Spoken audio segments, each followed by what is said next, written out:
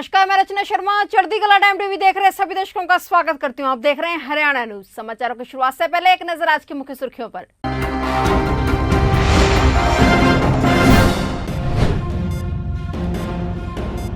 हरियाणा में कोरोना के घट रहे केस, 24 घंटे में मिले कोरोना के 1500 से कम मरीज।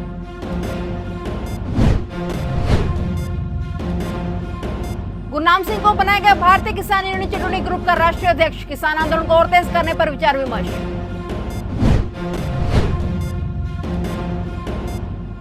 मई के आखिरी दिन भी बढ़े पेट्रोल डीजल के दाम। हरियाणा में 91 रुपए 53 पैसे पर हुए पेट्रोल के भाव।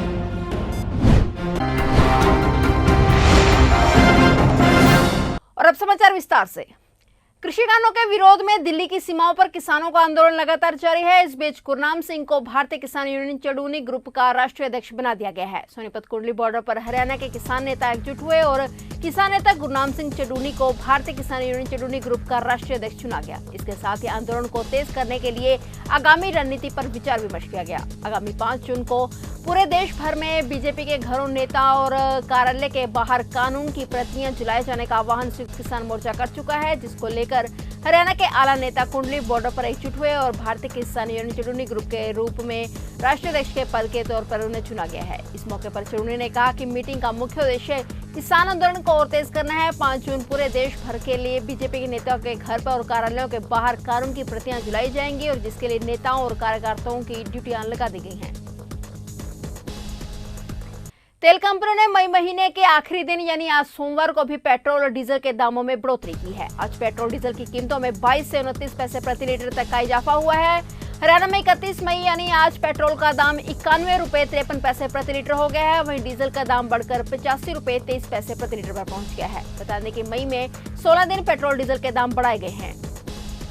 हरियाणा सरकार ने बेशक लॉकडाउन की अवधि बढ़ा दी है, लेकिन राहत की बात यह है कि कोरोना के नए केस और मौतों का ग्राफ नीचे आ रहा है। पिछले 24 घंटे में कोरोना के 1500 से भी कम मरीज मिले हैं, जबकि लगातार तीसरे दिन भी मौतें 100 से कम रही हैं। हरियाणा में पिछले 24 घंटे में कोरोना के 1452 नए मरीज मिले हैं। इसके साथ ही कुल मरीजों की संख्या 7,55,389 हो गई है। दूसरी तरफ मौतों के आंकड़ों में भी कुछ कमी आई है।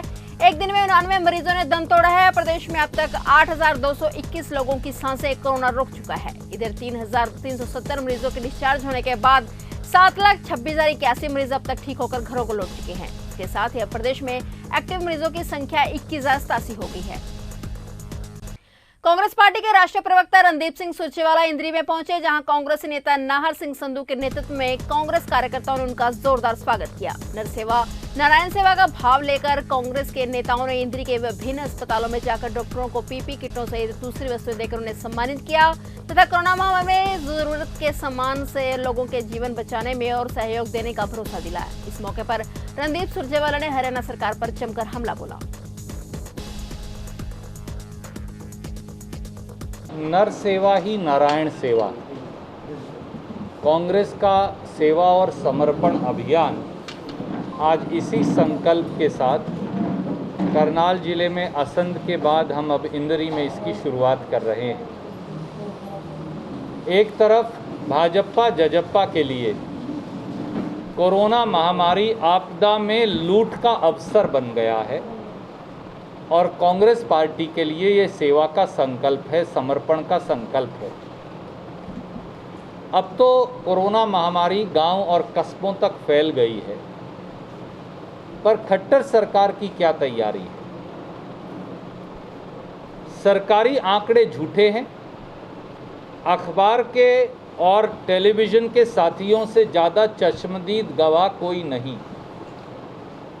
करनाल हो या कुरुक्षेत्र हो, कैथल हो या जींद हो, अंबाला हो या यमुनानगर हो या बाकी हरियाणा हो, कोई ऐसा गांव अछूता नहीं रहा, कोई ऐसा छोटा छोटा इंदरी जैसा कस्बा अछूता नहीं रहा जहां पर कोरोना महामारी की मार से 2, 3, 4, 5 या उससे भी ज़्यादा मृत्यु ना हुई हो।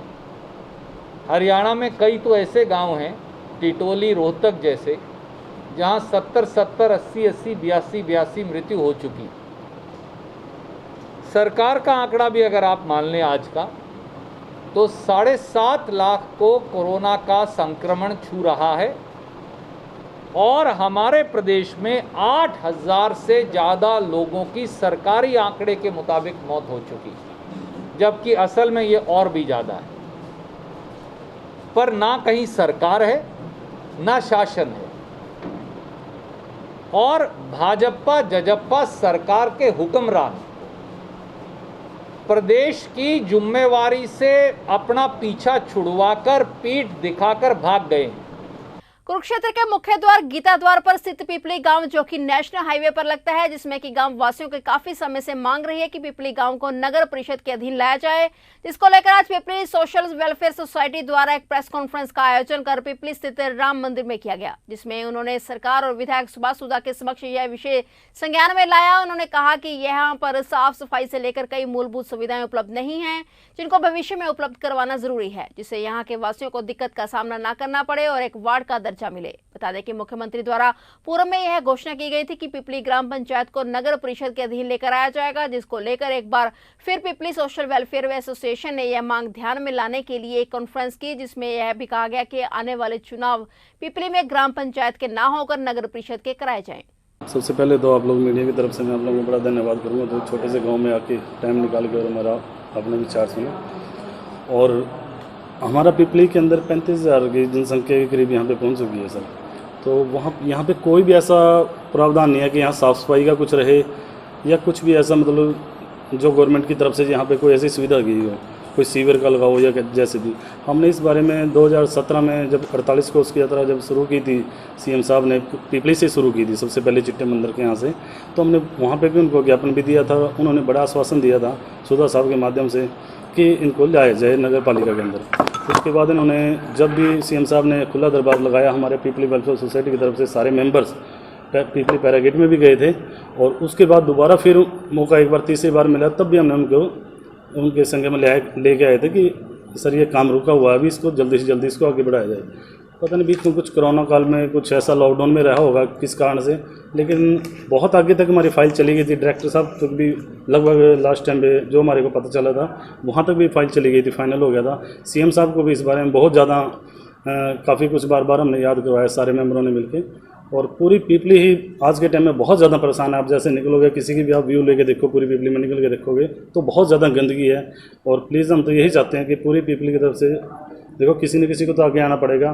तो वेलफेयर सोसाइटी इसमें काम कर रही है, और ऐसा नहीं है कि पंचायत ने भी काफ़ी साथ दिया, उन्होंने भी अपना पूरा जो उनसे मांगा गया था लिखित के, उन्होंने भी अपनी लिखित में सारा दिया है, रेजुलेशन वगैरह उन्होंने भी डाला है। लेकिन फिर भी हम ये चाहते हैं कि आप लोगों के माध्यम से आज हमारा मेन मोटिव तो यही है कि इसको नगर पालिका में लेके आया जाए।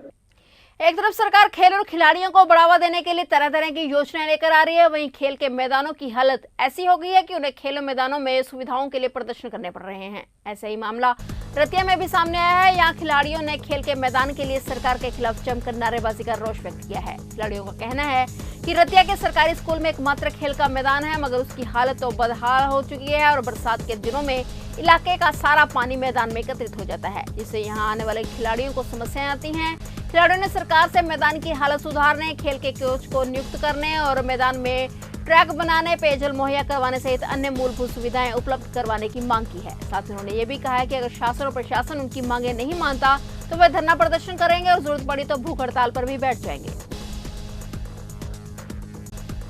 ਇਹ ਪ੍ਰਦਰਸ਼ਨ ਐਵੇਂ ਜੀ, ਆਪਾਂ ਸਰਕਾਰੀ ਸਕੂਲ ਰਤੀਏ ਦਾ ਗਰਾਊਂਡ ਹੈ, ਜਿੱਥੇ ਹੀ ਮਤਲਬ ਫੁੱਟਬਾਲ ਵੀ ਖੇਡਦੇ ਨੇ ਮੁੰਡੇ, ਕਬੱਡੀ ਵੀ, ਬਾਸਕਟਬਾਲ ਵੀ, ਕਿਉਂਕਿ ਇਹ ਸਕੂਲ ਕਾਫੀ ਟਾਈਮ ਸਾਡੇ ਕੋਲ ਰਤੀਏ 'ਚ ਮੁੰਡਿਆਂ ਕੋਲੇ ਇੱਕ ਇਹੀ ਗਰਾਊਂਡ ਹੈ। ਤੇ ਕਿਉਂਕਿ ਕਾਫੀ ਟਾਈਮ ਪਹਿਲਾਂ ਬਾਅਦ ਇੱਥੇ ਕਮਰੇ ਪਾ ਦਿੱਤੇ ਸੀ ਇਹਨਾਂ ਨੇ, ਕਿਉਂਕਿ ਗਰਾਊਂਡ ਦਾ ਸਰਕਲ ਬਹੁਤ ਛੋਟਾ ਹੋ ਗਿਆ, ਗਰਾਊਂਡ ਪੱਧਰ ਨਹੀਂ। ਕਿਉਂਕਿ ਜਿਹੜੇ ਸਾਡੇ ਫੁੱਟਬਾਲ ਵਾਲੇ ਪਲੇਅਰ ਨੇ, ਕਬੱਡੀ ਵਾਲੇ ਰਨਿੰਗ ਵਗੈਰਾ ਕਰਦੇ ਨੇ, ਉਹਨਾਂ ਦੇ ਦਰਦ ਹੁੰਦਾ ਕੁੱਲਿਆਂ 'ਚ। ਕਈ ਮੁੰਡਿਆਂ ਦੇ ਪੈਂਟਸ ਨਾਲ ਦਾ ਵੀ ਆਪਰੇਸ਼ਨ ਹੋ ਚੁੱਕਿਆ ਹੈ, ਕਿਉਂਕਿ ਜਦੋਂ ਆ ਮੀਂਹ ਆਉਂਦਾ ਸ਼ਹਿਰ ਦਾ ਪਾਣੀ ਸਾਰਾ ਸਕੂਲ 'ਚ ਇਕੱਠਾ ਹੋ ਜਾਂਦਾ, 15-15 20 ਦਿਨ ਸੁੱਕਦਾ ਨਹੀਂ, ਤੇ ਨਾ ਇੱਥੇ ਪੀਣ ਦਾ ਪਾਣੀ ਦਾ ਪ੍ਰਬੰਧ, ਨਾ ਮੁੰਡੇ ਕਬੱਡੀ ਖੇਡਦੇ ਨੇ, ਨਾ ਕੋਈ ਨਹਾਉਣ ਦਾ ਪ੍ਰਬੰਧ ਹੈ।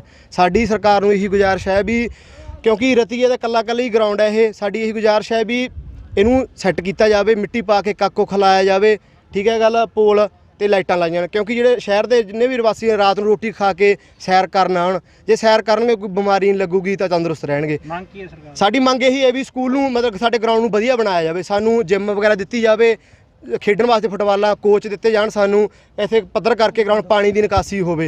निसिंग बिजली बोर्ड में बिजली के बिल भरने वाले उपभोक्ताओं की भारी भीड़ देखने को मिली, जिस कारण सरेआम सोशल डिस्टेंसिंग की धज्जियां उड़ाई जा रही हैं। एसडीओ कृष्ण कुमार यादव के समझाने के बाद भी लोग नहीं मान रहे। यादव ने कहा कि महामारी को देखते हुए ऑनलाइन सुविधा सभी गांवों में दी गई है, लेकिन लोग फिर भी यहां आकर बिल भर रहे हैं। वहीं उन्होंने बताया कि लोगों को कोई परेशानी न आए, इसके लिए बस्तली व ब्रास के मेट्रो लाइन तुरंत प्रभाव से चालू कर दी गई हैं।